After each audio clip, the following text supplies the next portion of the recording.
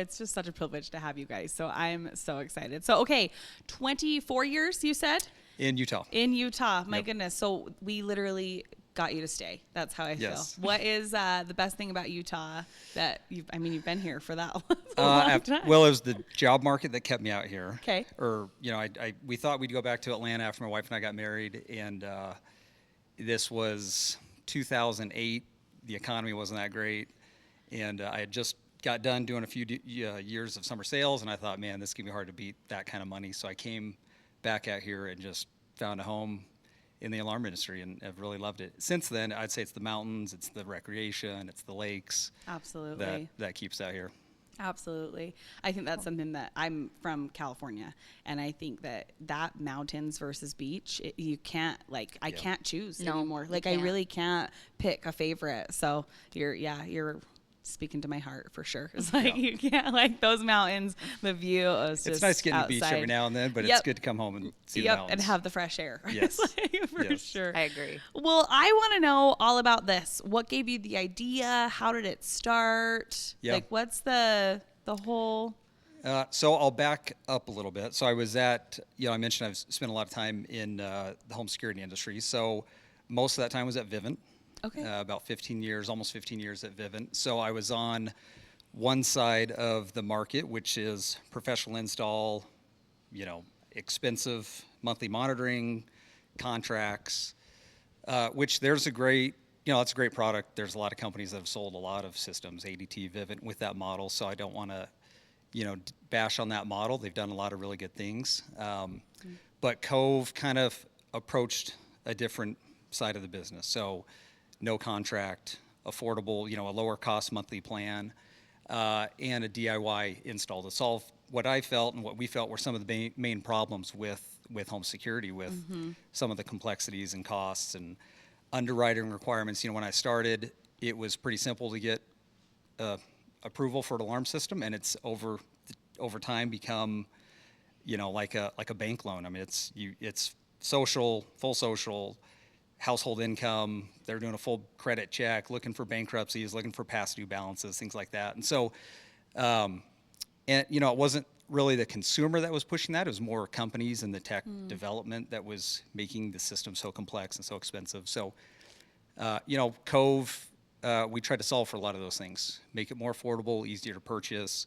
Yeah. We sell online. It's a DIY e-commerce brand. And so we're not sending out teams of door-to-door salesmen. We don't have teams of phone sales agents. We create a website. We work with content creators and try to tell a fun, compelling story in 15, 20, 30-second ads, and then give a great system. This is really cool. And I am not I wouldn't even say techie person, but I'm genuinely curious how you figured out your manufacturer, how to build it, how to kind of this is a product that is tricky. I don't, and how did you know, how did you find the right people? What did that process look like? So I have to give a lot of credit to Adam Shantz. Adam is, I call him the redneck Elon Musk. He's Southeast Idaho. I love this. Is one of the most visionary, passionate, forward-thinking guys I know. And so years ago when the industry was great, there was no headwind in the industry. The banks were giving away money. Every company in the industry was doing great. He knew that would not last and that there would be kind of rough waters ahead. And so back then, when it was very hard to kind of save money and put and kind of think about what's the next big thing, that's what he was thinking about. And so he recruited some really talented engineers, some of them that worked for companies close to where we're at today, to come over and think about product. What he was trying to solve for was how do we, so much of the money and so much of the complexity in the industry was to going to all these other parties that had kind of worked their way into the middle of the equation. And so he wanted to simplify it, kind of own more of that process. And so he hired really talented product engineers. He started with them and started building out with the goal of a very affordable, easy to install DIY home security system. And then over the years, we've refined that and developed that, and have had a few industry firsts that we're really proud of in terms of product features for our side of the market. And Coupling that with just a good content strategy has been, for me, one of the most exciting things in my career. Retail Collective would not exist without our sponsors like Baker Tilly, Luminous, Minky, and Creatively. Join us at Retail Collective on September 10th, 2025 in Salt Lake City. We're now accepting applications. We invite you to connect with industry leaders and expand your reach. Contact Jeremy Brockbank by emailing jeremy.brockbank@retailcollective.org or visit us at retailcollective.org for more details. Subscribe to stay updated on our latest events and opportunities. I absolutely love that. I would love to backtrack just a sec and highlight those that you just mentioned, which are like those firsts. What would those be highlighting, Cove? So one of them that we just announced that we're proud and really excited for, and we're creating a lot of content and ads around this right now, is a feature that we call Cove Stream. I mentioned I was at Vivint for a number of years. I remember at Vivint when we came out with kind of the first touchscreen keypad, and it was around the time that Vivint rebranded. They were buying a panel from a company called 2Gig, and it had a color touchscreen. Before that, every keypad in the industry, every keypad that we probably remember when we were kids, kind of looked like calculators, and it had a little small LCD screen and rubber buttons. And Vivint came out with a color touchscreen keypad that was kind of an industry first, and kind of put home automation and just had people think differently about the security market in general. Anyway, so for the DIY space, that hasn't really existed. They still have used rubber buttons, smaller keypads, and where the Cove Stream, the feature that we're most excited about, is we are the first DIY home security company that can live stream your video camera footage to your keypad. And so, cool. For Vivint and ADT, these companies that have the professional install and these complex systems, that's a feature they've had for years. And for years, the only way a consumer could get that is if they were a qualified homeowner, good credit, could afford that premium service. And now we've coupled that in a affordable DIY system that has no contract, no underwriting or any complexity to own and purchase. It's so smart. I feel like, so I mentioned before we got on the podcast that I'm currently looking for a security system, and I can't tell you how complicated everything is. Yeah. Things that should be really straightforward and simple, and I get that there's different factors, and like getting a quote, for example. My husband got on the phone with someone at 11 p.m. to get a quote after 20 minutes. He was on the phone with this guy for an hour. I would have just hung up, but my husband is just too sweet to do so. Yeah. And I'm just looking at him like, why are you still talking, And they're going through all this stuff, and he still didn't get a quote. And then it was like, how can I just buy this system outright? And it was like, well, anyway, it's just so complicated. So I love that Cove, you're able to just purchase it, and then, decide if you want the 24-hour monitoring, and it's just simplified, like you said. And didn't you, I think I read, does it have, it's wireless, right? Yes, so correct. Wireless install. So really DIY friendly, because I've wired plenty, but that's awesome. Yeah, and that, when I started in this, I think DIY, people associated DIY with low quality equipment. Yeah. Complex. You had to be techie, or you were getting a really poor product. Janky, yeah. Janky. You have to Great figure word. it out. That is actually a great word. In DIY, I think technology has caught up to where now you can have a DIY system that is on par, and not just in home security. I think in a lot of ways, technology has become easier to use, easier to integrate, easier to, to hand off, and someone can just figure out kind of what to do. But also consumers have become more comfortable with that concept. COVID, I think, helped us. COVID kind of forced a lot of DIY, especially in our industry. Techs and salespeople weren't going inside people's homes. And for us, that was like the first big, wind in the sail moment where we're like, hold on, this thing's about to take off. So I think technology and consumer make DIY a little bit more easy to push these days. I agree. And also just the amount of content that's available. Even if someone was intimidated with even something as simple as a wireless install, there's and I'm sure Cove has so many instructional videos and resources. Like I'm in DIY and I just plumbed my first toilet, which was impressive Congrats. for me. It didn't flood my house. But it's because there's so much content Yeah. available that DIY is becoming more and more attainable because of the amount of content, I feel like. Yep, 100%. Oh, and I just think to add to that is like something like this 5 years ago, I would have been way too just like, there's no way I can do that by myself. I'm not even going to try it. Like, love the idea, but overwhelmed, right? Yep. Where now you have all the stuff at your fingertips that you can figure out how to do it. And Yep. so I think that's like, oh, that's just really, really cool. So, I would love to know what you guys are up to now. So social media influencers to get your product out there, D2C. What does that look like a day in the life?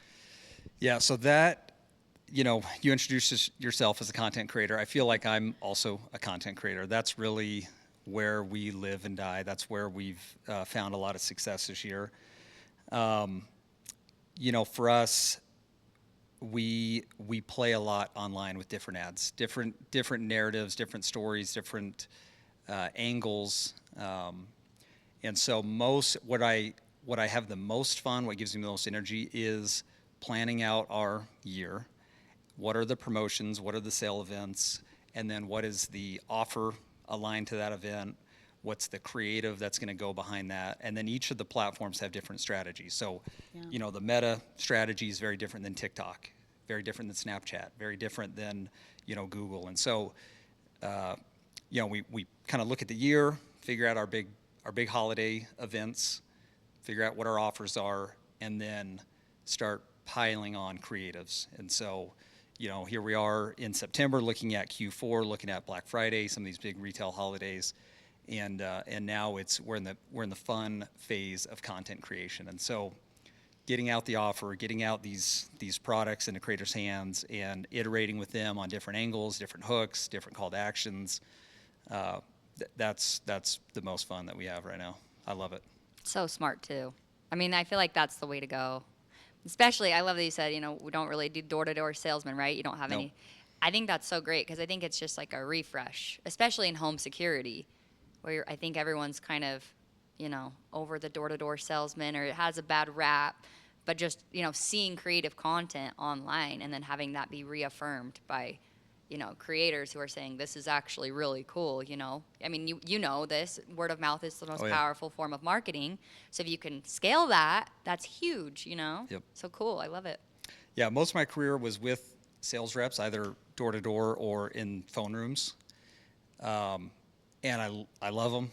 I've trained a bunch. I've recruited a bunch. I've had to let go of a bunch. I mean, it's, there's a lot of complexity with managing personalities, sales commissions, sales teams.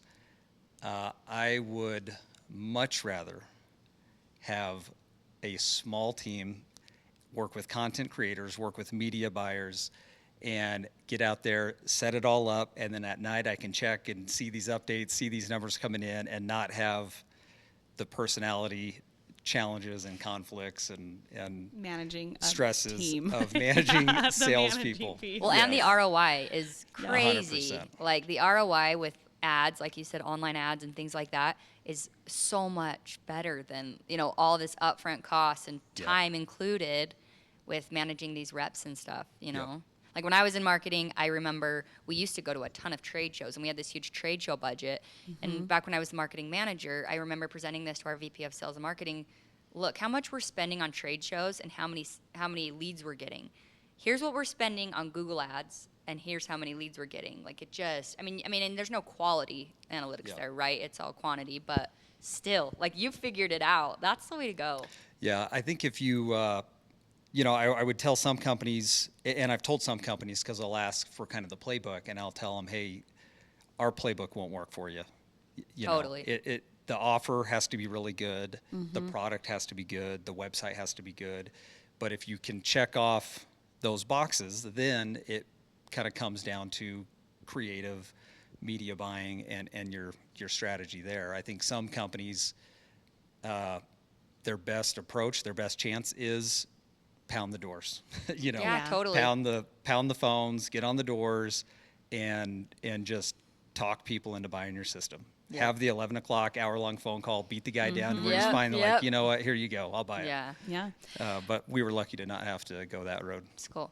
I would love to know how you came to know your process, because just like what you said, right? Each brand, each company is going to have their own, I don't know, workflow process that they need to follow. How did you guys discover what does work now for you guys? How did you discover that?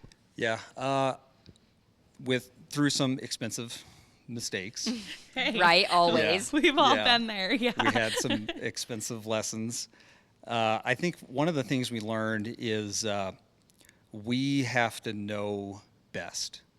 And at one point, we trusted too much in agencies and some of their strategy, and we didn't have enough understanding of how to properly set up meta campaigns and campaign configuration and some of the complexities there. And we just kind of said, okay, you guys are the experts. We trust you.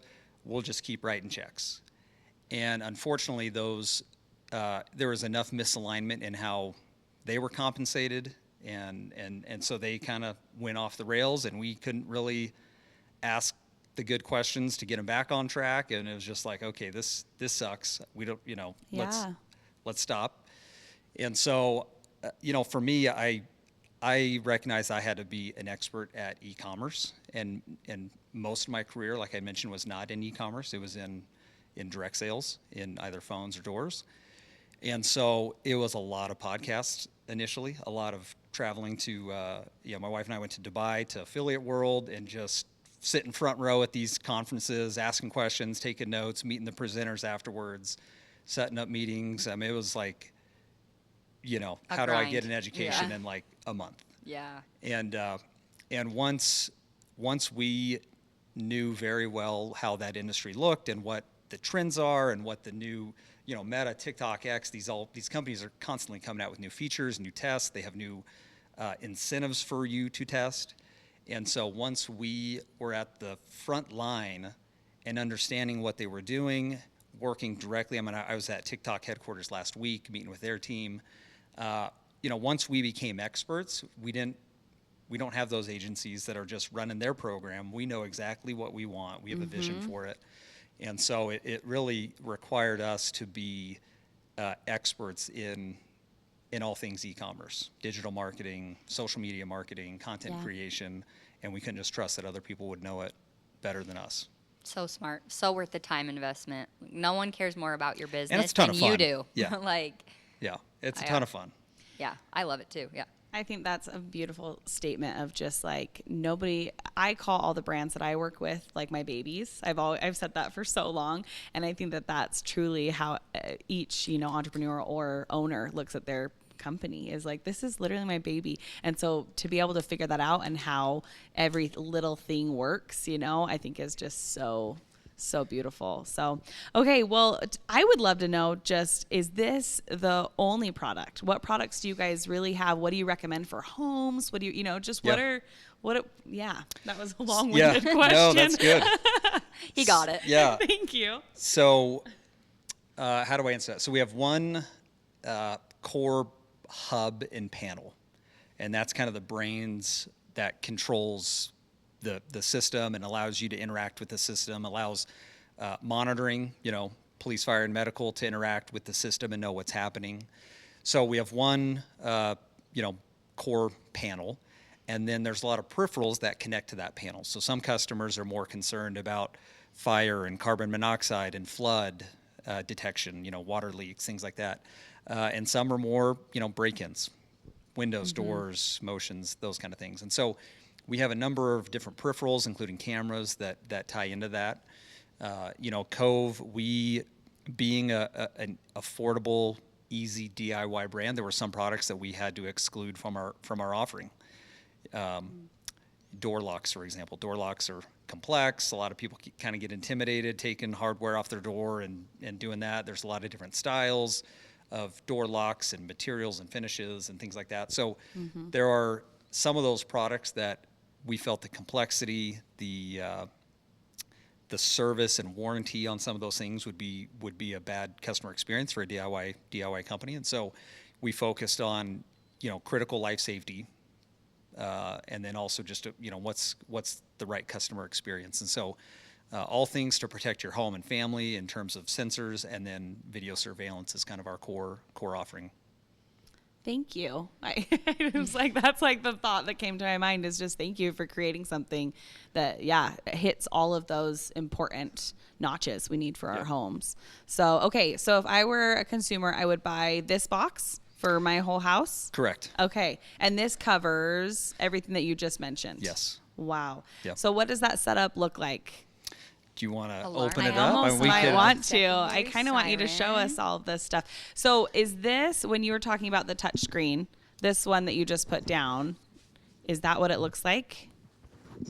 No. Okay. So I was gonna say, this is I didn't know which cool. direction we'd go. If we were going to focus Yeah. more on content, this is actually this is a competitor's keypad. Okay. This I is was gonna their say. this is their latest keypad, and so I wanted to show kind of The the difference for comparison and how sure. we create content and tell a story Mm-hmm. that kind of resonates with consumers. But this is not ours. Okay. And that's when you were explaining it earlier. That's why I was like, wait, what does this go to? Touchpad. Yeah, I know. I'm like, I feel like this is what he's talking about, and it's right there. Well, and when you look at the product too, you can see just looks how different, yeah. stunning and nice. I think that's the really I cool love part. a good aesthetic in technology. Yeah.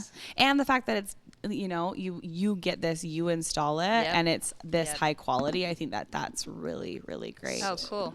Okay. So you can kind of see, the difference here between us and one of our main competitors. And this is a Absolutely. very large company. They spend 10x what we spend, and we're at like $1 million a week for comparison. So this is a big company, very well funded, tons of customers. But we felt that this was a great opportunity for us to kind of tell a story of the difference in product, the difference in features, and we could make a very quick comparison showing their keypad and our keypad, and then what the features and how that can benefit a consumer's life. And so for our content creators, I'll usually send them our system, and then I'll also buy our competitors and say, hey, you're also going to get another box from these guys. And I'd love to just get your honest reaction as you compare the two, as you That's unbox cool. the two. I actually love And- that. I tell you, everyone loves it, but Yeah. that company, Right. They Totally. they don't love it as much, and I hear from them quite often. But I feel like it's a powerful story to tell. Yeah, that's impactful for sure. Well, and just to see the side-by-side difference is very, very impactful. I think that's a really interesting way to do it, and goes back to, you guys have figured out what works for your Exactly. brand. And yeah, this is beautiful. And you're talking to someone who has tried out so many baby monitors. Yep. Like, I feel like I have tried every baby monitor on the planet, and Yep. this is just so incredible. So, cameras for each room? Is it just like in the one room? Like, how Yeah, does is it that- mostly indoor or what is it? outdoor? So we have Cameras. 3 cameras. We have indoor Okay. cameras, outdoor cameras, and doorbell cameras. Okay. Yeah, Do you guys have a doorbell? a doorbell camera. Okay. Yeah. Okay. Yep. But it's not like the camera with the doorbell. No, it is. Yeah. Oh, so it it is, has it the is. doorbell, Okay. and then it has the camera. Okay, It it does is all a the doorbell camera. the package Okay. detection. Cool. All those things. Yeah. I love this. So I'd love to backtrack a little bit. You had said you've made, improvements, changes. How do you guys go about getting that feedback and then applying those as a brand? Like, where does that transition go to? And how do you know when feedback is something that you want to Yep. take or maybe not take? So great question. We have a few sources. Okay. For ad spend and return on ad spend. Luckily, the platforms will give you a lot of data. They'll give you maybe too much data. Hey, I'd always rather have like more to work with though. Yeah. So maybe that's You have to me, sift through but- the weeds. Yeah. Yeah. So we have, we look at the efficiencies within each of our platforms. Take Meta for example. We'll look at our blended cost to acquire a customer on Meta. Then we'll look at it at the different campaign level, ad set level, and even at the ad level. And we have right now probably close to 100 different ads, unique ads running on Meta right now. And 100? So 100. Impressive. How 100. long are you running those? It depends on performance. Some of them have ran for a year, have $250,000 of ad spend behind a single ad. There's this one content creator, we joke in the office, I at some point I'm going to meet this guy. At one point. What is his ad killing it? His ad has killed it for the longest time. It's awesome. We paid him like $50 to create the ad. I think on like Fiverr. And it's been one of the best performing ads in the history of our business. Wow. And we've put a name. I don't even know the guy's name. We've made up our own name for this individual. And we always joke that, we're going to bump into him at the airport and be like, dude, you're so famous. You're famous. That's so I mean, cool. he has, tens of millions of impressions. But yeah, so we look at efficiencies within the campaign. Okay. And can tell if an ad is fatigued and if we need to change, or if it's going really well and we need to iterate and test some things. We look then at a blended, across all of our platforms, because each platform will over attribute and kind of tell you their best version of the narrative and make themselves look really good.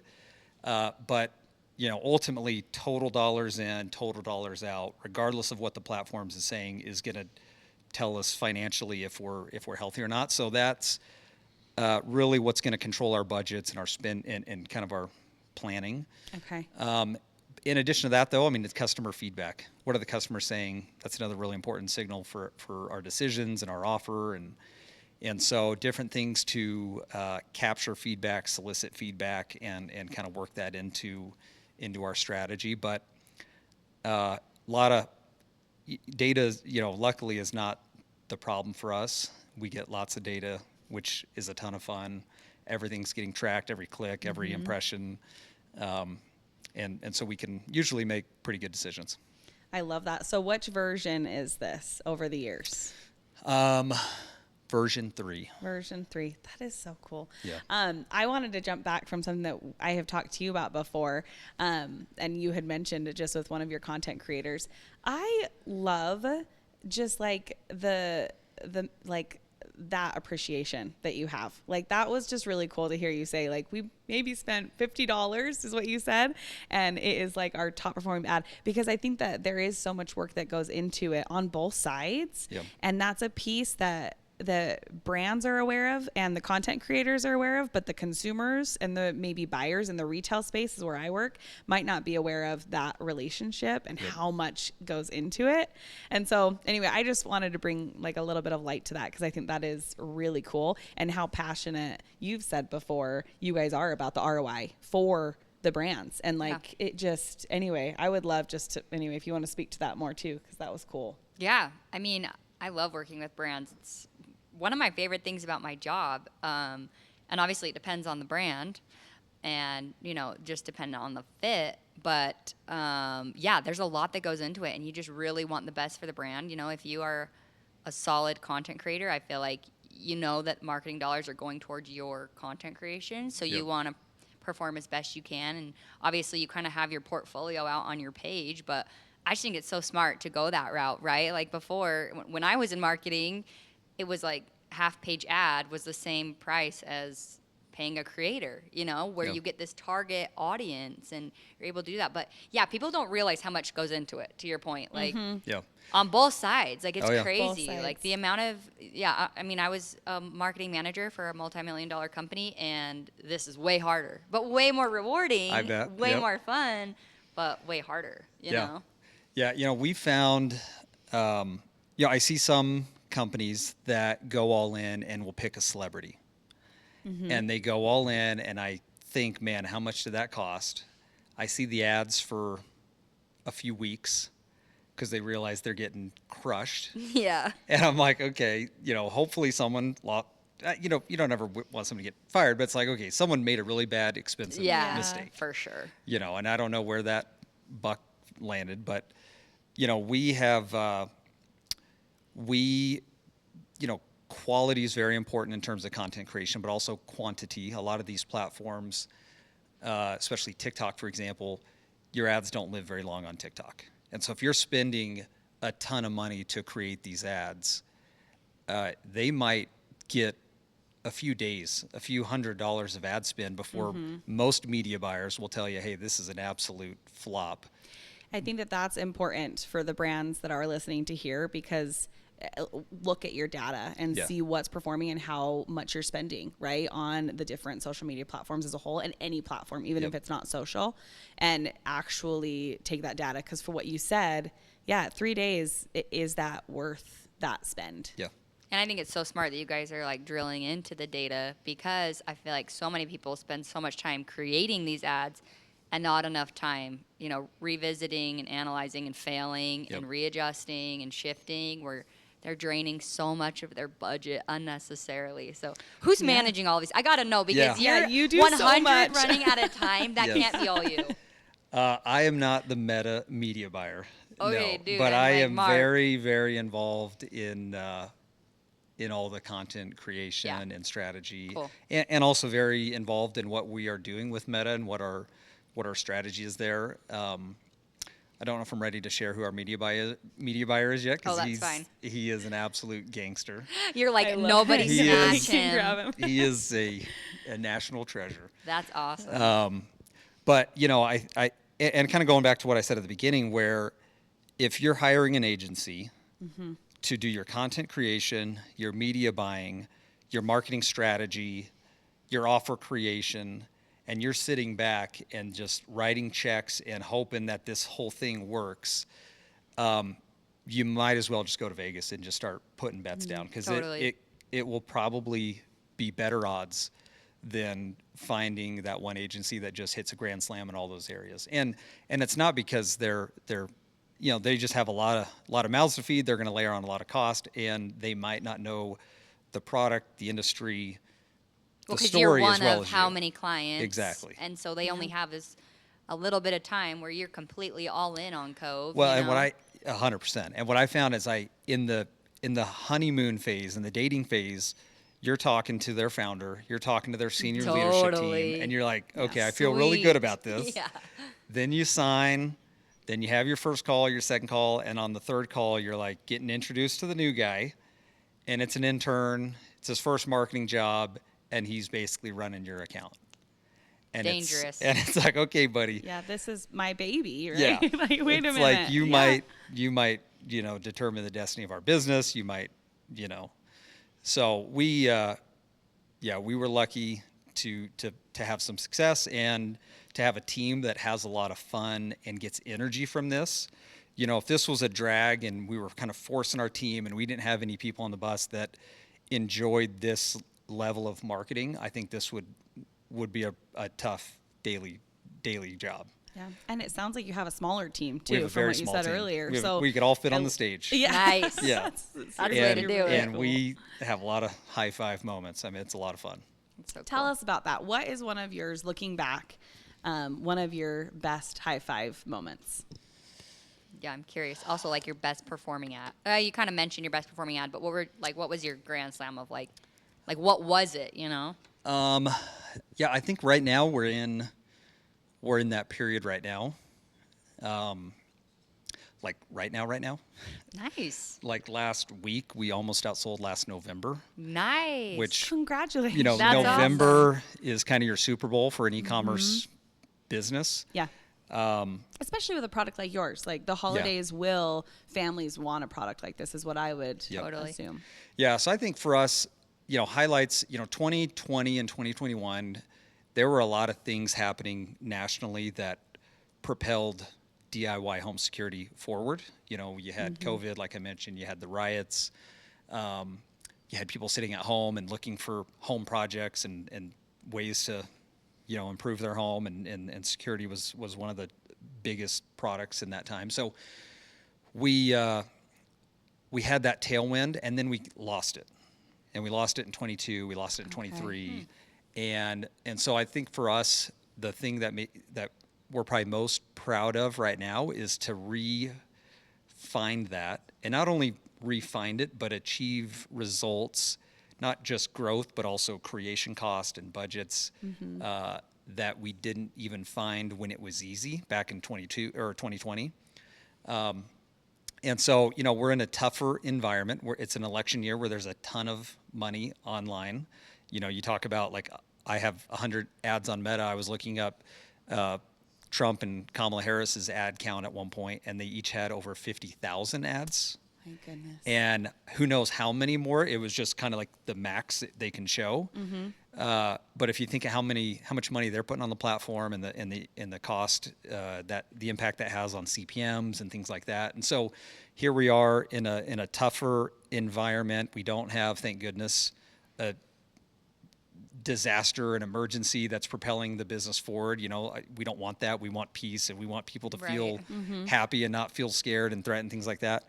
But we're achieving better success. So I think right now we're in one of the best, kind of most exciting times of our business. I feel like I need to high five you. Like we do a lot of high fives. It right now. Yeah. That means like you need a high five at this moment. I just think that's so great. So looking back, are there any more of those moments then? So you said 2017, is that what you said when you guys started? 2018. 2018. Okay. So 2018, you started product. I would love to know how you found out which platform does the best. Like you were talking about your CAC earlier and how you discovered that and all of the above. And I would love to know, how did you guys figure that out? What did you test? What did that process look like in the beginning? Yeah. Great question. So, I kind of touched on this, how each platform will tell you with rosy colored glasses what they did. Google's probably the worst. I mean, they're going to take credit for everything. And it's not just Google. It's just kind of the consumer nature. They see you on Facebook, you see the product there, and then you go to Google and you search it and you click it, and now Google takes credit.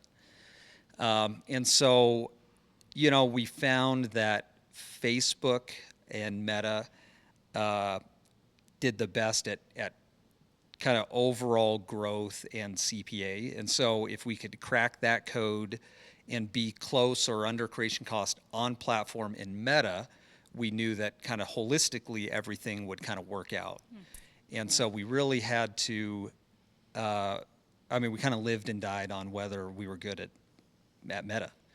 And that's kind of where the tide shifted, and we're like, okay. And now we have a ton of confidence in Meta. Next on the horizon for us is TikTok. I think TikTok will be interesting to see what happens with kind of legislation and the impact that has on the platform.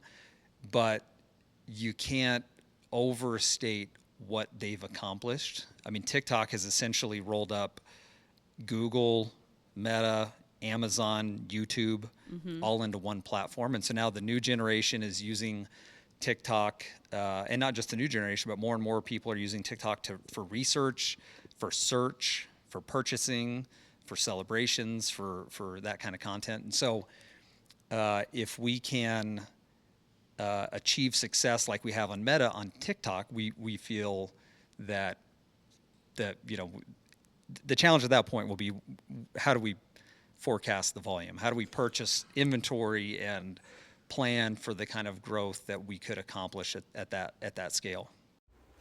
The stakes are high and needs are more complex when running an established consumer products brand. You've got mounting pressures across multi-channel sales, complex supply chains, inventory across multiple warehouses, and leadership needs fast, accurate data to make decisions.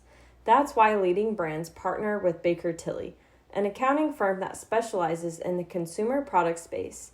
Their team understands the unique challenges of scaling product-based businesses, whether it's navigating transactions confidently, sales tax compliance, integrating ERP systems like NetSuite, or predictive analytics. Baker Tilly delivers.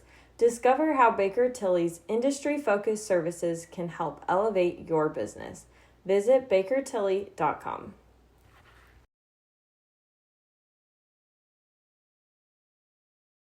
Yeah. That's cool. You're looking so far into the future. And Yeah. Because it's scary. It's easy to just sit back and say, Meta's working for us. We're just going to chill. But it's that whole disrupt or be disrupted. So it's like you have to keep looking toward. I'm curious. Sorry, I don't know if you had a question, but I'm curious. From an ROI standpoint, do you see ROI with ads just solely being revenue based, or kind of how do you measure success? Great question. So,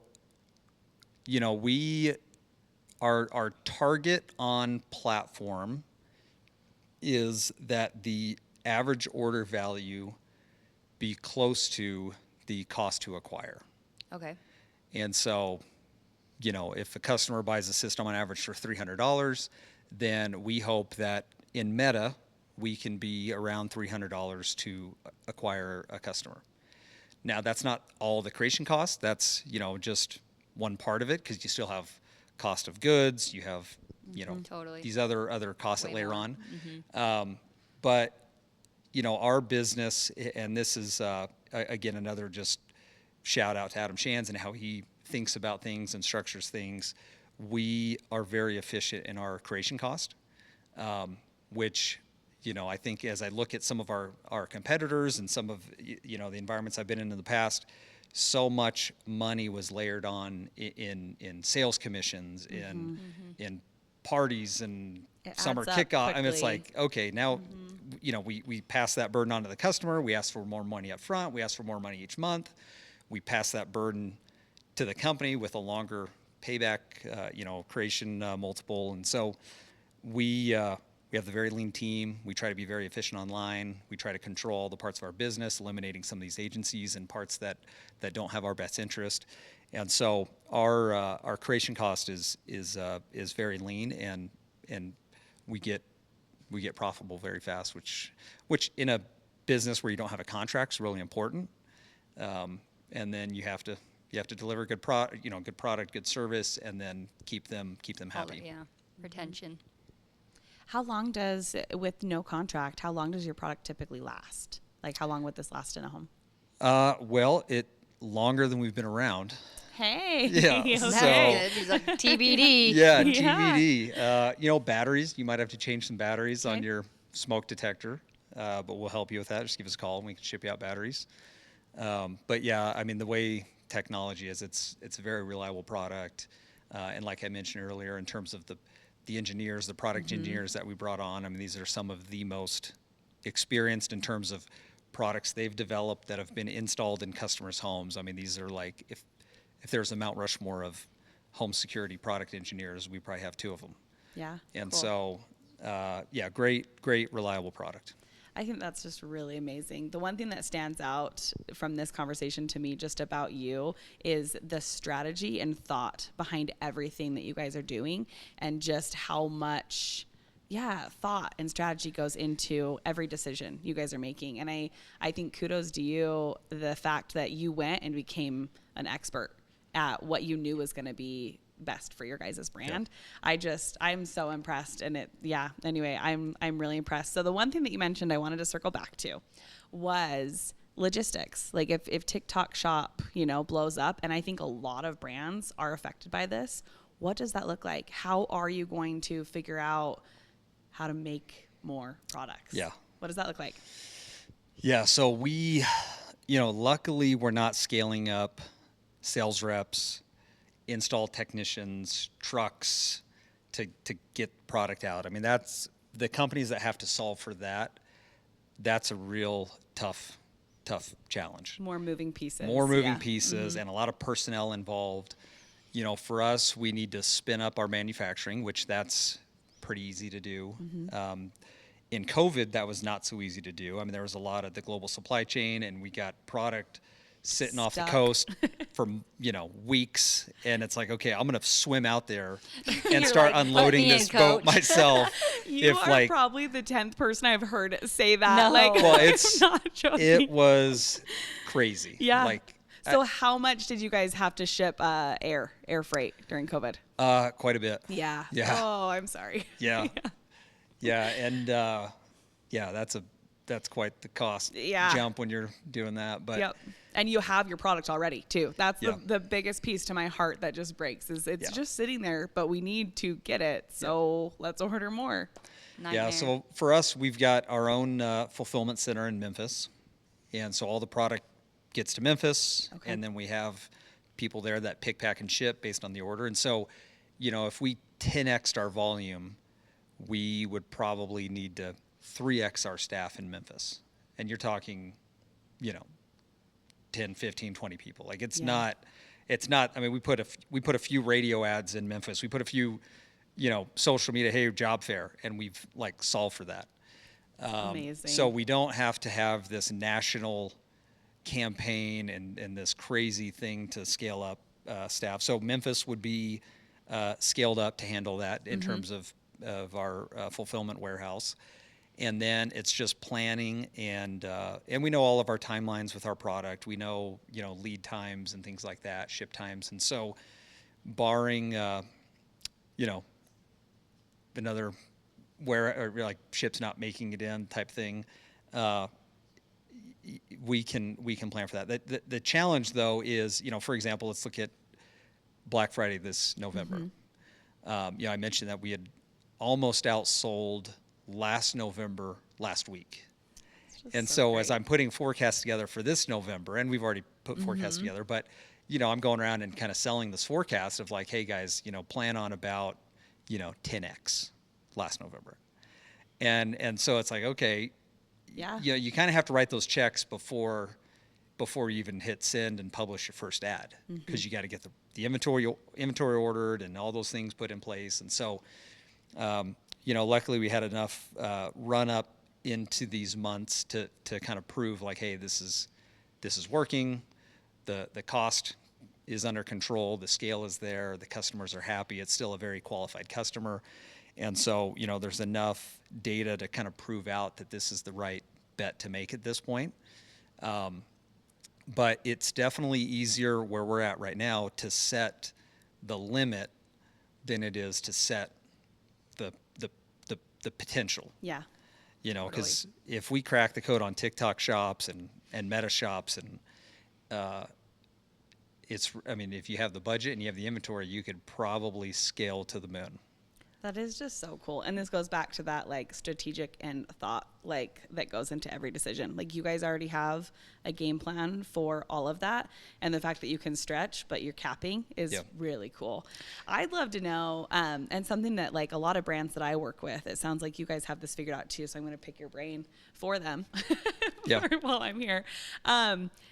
The financing piece, like you just said, like, okay, we're going to go, but we're going to cap. How do you finance, making those products before you sell them? And what does that look like for a brand who has done it successfully? Yeah. So we're a unique company, especially here in like North Utah County, Silicon Slopes area. We have not taken a penny of private equity. And so we don't have banks telling us what we need to do. We don't have private equity telling us what we have to do. We don't have people back east that have no, alarm experience telling us what our creation cost and growth targets have to be. So we can set all that internally, and so I think that is kind of a unique position. Some companies don't have that luxury. It's really cool that you've bootstrapped this far, this long, and been able to do that. I think that's just, anyway, that deserves a big shout out. Yeah. It's really cool. Yeah. So unique in that regard. It creates some challenges. I mean, we don't have the dumb money. So most people probably never even heard about us. We don't have billboards. We're not, on the name of any jersey that you're going to see. Like we, kind of have our heads down and just trying to figure this thing out. But I think that takes some pressure off in terms of forecasts and goals. And so we'll take kind of what the market will give us. And so if we're within creation cost, then it's like, okay, well, let's take what the market can give us. If the market's not there, if Meta went crazy because of election spend or, regulation, and they change cookies and like all these things that could slow down digital marketing and make it less efficient, we're okay. We don't have the gun to our head that's telling us like, hey, you have to hit this number, you have to do this number, you have to grow. That's a great spot to be in too. I think that's just absolutely incredible. I have one more question. It's for kind of both of you guys.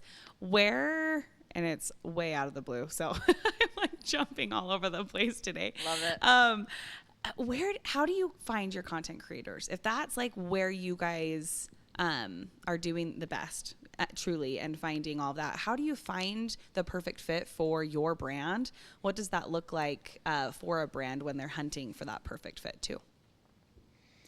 You want me to go first? You go first. Okay. So I mentioned quality is important, but also quantity. We are a nationwide company. We sell systems in all demographics, all city. I mean, so we want them all to be represented in these ads and in these creatives, and so you know, we'll test everything, and we always get surprised in terms of what does well and what message and things like that. We have found our kind of sweet spot and again, this kind of goes back to everything I've said up to this point in terms of like controlling our spend and being efficient. There's a platform called Incense. There's, a lot of people are familiar with Fiverr, things like that. But we'll find creators that will do relatively, an affordable video for us. And we'll kind of give them a few different sample scripts.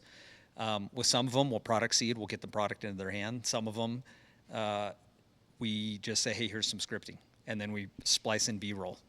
This is kind of a dirty little secret. Nice. But, we need a lot of ads, and you got to kind of feed the machine. So we have a few creative agencies that we work with that do more. We have one that does kind of the high resolution stuff. It's not so much UGC; it's more commercial, studio shots, not just photography but video. Yeah, really cool. And then we have one agency that does more low res, filmed on an iPhone. Scripted UGC, so it looks kind of real, but you can also tell it's scripted and the way they edit, but it plays an important role. And then we do a lot of just very real, organic UGC. Okay. I mean, some of the ads I'll film myself, kind of the president's message. I'll literally be in my office, whatever I'm wearing, flip the camera on selfie, one take Tony, film it, send it off to our digital team, say, hey, put some subtitles on it, chop it up, let's go. And so we do a lot. I also get a lot of people that reach out to us for content creation, for partnerships, kind of brand partnerships that we have had a lot of success with also.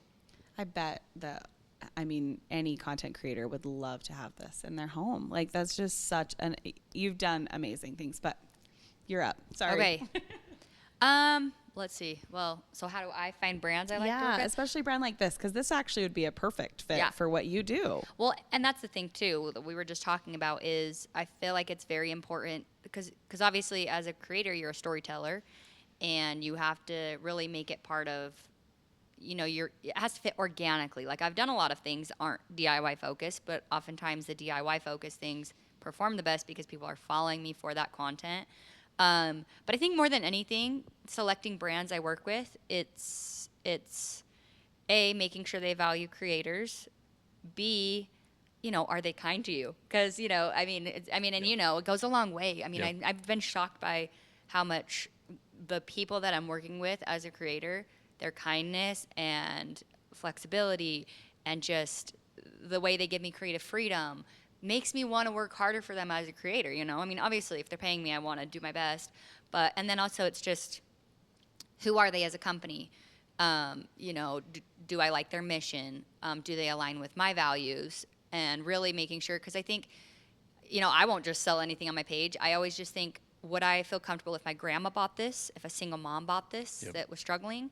Would I feel comfortable and excited if they said, hey, I just bought this? Or would I be like, oh, no, that was just because I got paid? And so those are kind of things that I think, your integrity and your voice as a creator are way more important than a one-off paycheck, and you have to protect your brand. And so I think that goes a long way in working with brands is that I hope they can tell when I promote something, I genuinely love it. And then my audience, I think, can kind of tell the authenticity behind it. Yep. So. Yeah, I like the position we're in as a home security company. I'll get creators that reach out, and they usually tell me, hey, we're building a home. Hey, we just had a baby. Exactly. Hey, we just had a break-in. I mean, I had one today that sent me this. And, I think all of us have this natural instinct to feel safe and secure in our home. And it doesn't matter where you live. You could be in the safest neighborhood in the world. Absolutely. But you kind of have that nagging thing that's like, man, did I lock the door? What was that noise? You put your house to bed. That's Yes. what I call it, right? You Yeah. like actually You go around, put your you home check to all the bed. door- yeah. It's not just my kids, it's my 100%. house too. Mm-hmm. And so we kind of have that natural instinct. And you know, if I was representing a product that didn't align or didn't have those natural life moments that kind of prompt or you know, push this solution, Right. it might be harder to find creators or for them to find us. But I get emails on the daily from people who probably would charge me a lot more than they normally would if it was something that they didn't really want or need at that moment Totally. in where they're at in their life. Yeah. And so it works out really well. I'm like, hey, absolutely. Let me get you a system. Go online, customize it, send me a picture of your shopping cart, tell me what you need, just whatever it is, we'll take care of it. You know, what do you have in mind? What's kind of what are your goals? Tell me about your content. What do you like to do? And then it usually really a good trade. I think this is so cool, and it's just cool to have like almost both sides of it here today. That usually doesn't happen, so I wanted to touch on that a little bit. It's a really We'll cool. have to work together. We're going to be chatting after Yes. this. I love this. Yes. But I think it's just great. The one piece that you do said that I want to highlight again, and I keep coming back to these things that I think are important, which is you have literally solved a huge problem. And that is one of the best reasons to start a brand, right? Like, is that education and solution that you really have. And I think that that's just, again, the strategy and the thought that goes into everything that you guys are doing. And it's just really cool. I feel like so privileged today. So I have one more question. Yep.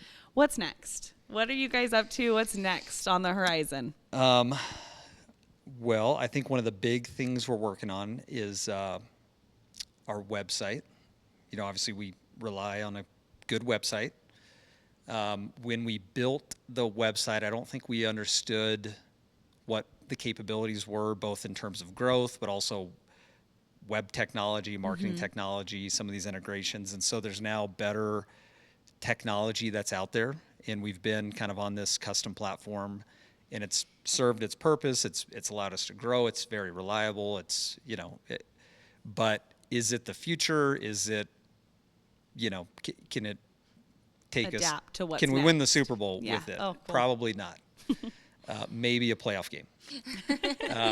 And so that's a big project because so much of it is bolted on to this kind of custom site that we've had for so long. And so that's a big priority that we're trying to solve for right now. I mentioned TikTok. No home security. I mean, there's some camera products that sell on TikTok Shop, Meta Shop, things like that. But you know, for the most part, home security has been sold through direct sales channels. You know, having a system that can live in a TikTok Shop or Meta Shop environment, having ads that quickly tell a story where a customer sees it, they double click, and it's in their cart, checked out. You know, and so can we tell that? Can we tell that story? Can we create the web technology, the integrations required to power a TikTok Shop, all the communications and post-sale communication? I mean, there's so much that we've built on our custom site that if we went to a TikTok Shop, for example, would not work, that we'd have to rebuild and solve for it. So, but we feel that's kind of going to be really important. And so fixing our web technology, improving, I should say, and then getting that, allowing that to get us into some new shopping environments, some new retail environments that are emerging. Very cool. Really cool. I just want to thank you, seriously, for coming today. I feel like as a mom who, you know, works from home and I rely on my dog a lot, just thank you for everything that you guys are doing. Absolutely. You know, I think that it's incredible. And again, I know I've said it a bunch, but it's so valid and true. Just the strategy and thought behind you and your brand. And well, and I got to give credit to Utah County. I mean, Utah County and Todd Peterson, Keith Nelson, Sean Brenchley. I mean, these are the godfathers of home security, not just locally, but Utah County really has propelled the home security industry forward in a very, very big way. I mean, I go to the industry conference, and most of most of the brands are either from Utah County or were from Utah County or are For heavily real. influenced by Utah County. And so, Yeah. I feel fortunate to have found this as my home when I got off my mission in 2004, and just it's a great place to be. In the fast-paced world of retail, technology can be a transformative force, reshaping the way businesses operate and consumers shop. Is your retail organization leveraging technology to its top capabilities? Evolving your technology capabilities can help enhance visibility into your business, decrease risk of increasing cybersecurity incidents, accelerate productivity with artificial intelligence, and more. Deeply immersed in the consumer products industry, Baker Tilly professionals bring customized solutions that can help you find the right technology fit. Visit bakertilly.com to learn more.